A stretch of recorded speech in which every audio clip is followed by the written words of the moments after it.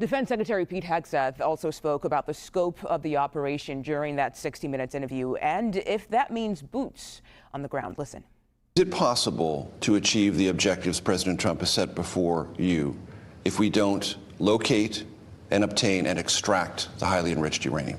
As far as how you get at that nuclear option, we'll make sure that their nuclear ambitions are never achieved. Will we take it out ourselves? Well, I would never tell you or anybody else what our options are. See, that's another thing. People keep asking. It's a legitimate question. It's a very fair question. People ask boots on the ground, no boots on the ground, 4 weeks, 2 weeks, 6 weeks, go in, go in. President Trump knows, I know, you don't tell the enemy, you don't tell the press, you don't tell anybody what your limits would be on an operation. We're willing to go as far as we need to in order to be successful. We would be completely unwise if we did not reserve the right to take any particular option, whether it included boots on the ground or no boots on the ground. And that message from the defense secretary comes as a new report from Axios says the U.S. is weighing sending special forces to seize Iran's nuclear stockpile. That scoop is from Marc Caputo, White House correspondent with Axios, and he joins us right now. Marc, thank you so much for your time. What are you learning about this possible operation? What more can you tell us?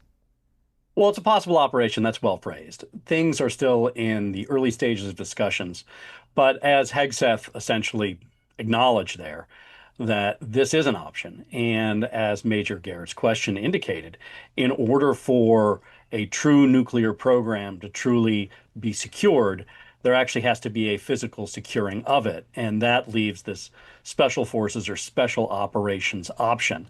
Now, it wouldn't just be soldiers alone. It would also be done in conjunction with scientists and the like.